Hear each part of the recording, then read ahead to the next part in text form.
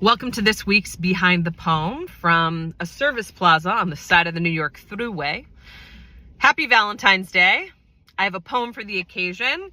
There is a content heads up for references to sexual assault and harassment, which is the most me thing ever to have a love poem with trauma. So could I be any more myself? This is called Waiting for the Love of My Life is like how Carlos and I talk shit about how LeBron James will never be the GOAT because only Michael Jordan will ever be the GOAT. I'm working on rewriting the fairy tale. It seems obvious to make myself the 41-year-old single and childless victim, what with all the deaths and the plethora of sexual assaults. Or, of course, the unsolicited dick pic from the guy who got my number after he handed me my early voting ballot and came over to the voting booth and gave me his phone. Or the dick pic from our van driver at the film festival.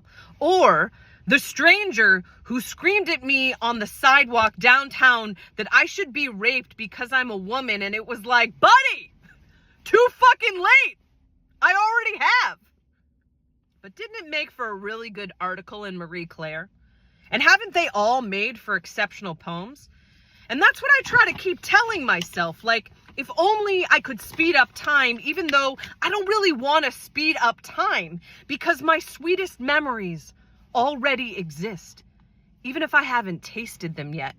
Even if not every single one is a bite of Whole Foods distributed chocolate on chocolate, gluten-free, dairy-free, by the way, bakery cake.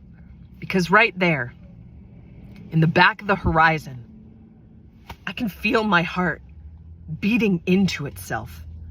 And I remember wanting it immediately. Love. Making myself the reason. When really, I have long already known. I have lived nothing short of an epic life. Because isn't this the lifetime where Daniel and I sat on the back porch of his apartment in Santa Barbara and he gripped the flattened arms of the chair and shut his eyes with a fervor for tomorrow as I told him, after holding it in mostly to myself and sometimes to Carmen for so many years, that this was not our first lifetime together. And I think he knew it too. And isn't this also the lifetime where I crouched with C in the cemetery? And that's where I really realized that I really, truly didn't need to end up with another Jew.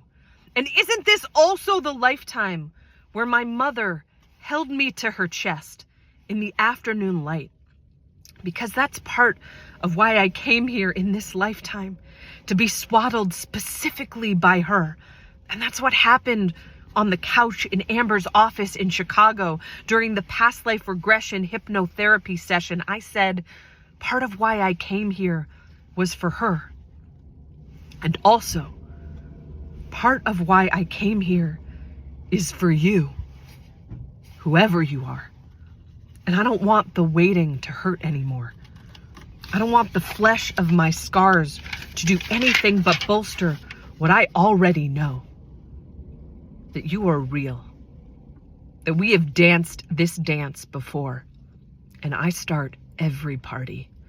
Every dance floor. From Italy to Grenada. I have built these feet. And I am not afraid to tap dance. Even though I've never tried.